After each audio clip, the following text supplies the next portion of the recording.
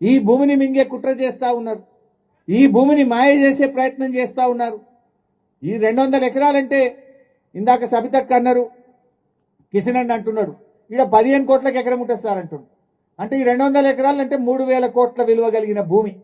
ఈ 3000 కోట్ల విలువ కలిగిన భూమిని టీజీఐఐసికి ఇచ్చి అక్కడి నుంచి తమ అనుయాయులకు కట్టబెట్టే ప్రయత్నం. మొన్ననే వచ్చిందట ఎవరో మద్రాసుకి వెళ్ళి బంటి చెప్తుండే, లీలా హోటల్లో చాలా లీలాలు జరిగినాయి అని చెప్తుండే. కేరళకి వెళ్ళి ఎక్కడి నుంచి ఎవరు వచ్చి భూమి చూసిపోయారట. ఆల్రెడీ కేరళకి వెళ్ళి కొందరు వచ్చేసి ఇదంతా దిగిందట, చూసిందట, లీలా హోటల్లో దిగిందట, కొంతమంది మనోళ్ళు పోయి మాట్లాడిందట.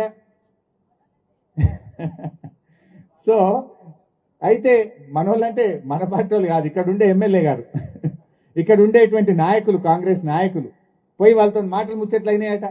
నేను అంటున్నా, రేవంత్ రెడ్డి గారు ఈ మార్కెట్ కడితే ఇక్కడ దాదాపు రోజు 25-30 వేల మంది రైతులు వస్తారు కదా. రోజు 25,000-30 వేల మంది రైతుల భవిష్యత్తు ముఖ్యమా?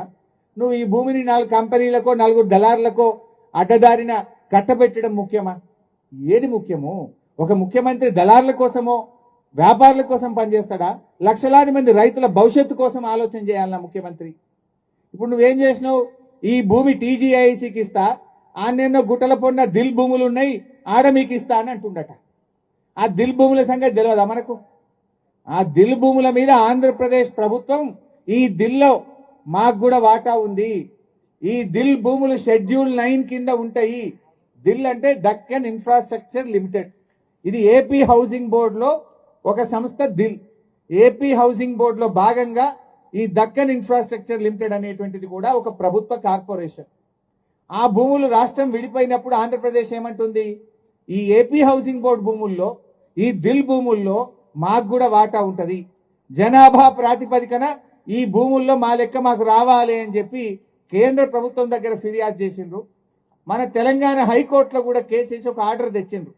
ఇలా థర్డ్ పార్టీ ఇంట్రెస్ట్ ను క్రియేట్ చేయొద్దు, థర్డ్ పార్టీకి భూములు కేటాయించొద్దు అని హైకోర్టు ఆల్రెడీ ఆర్డర్ ఇచ్చింది.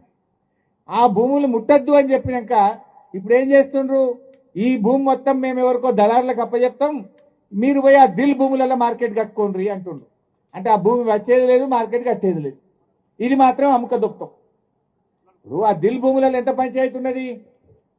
ఆడెన్నో 200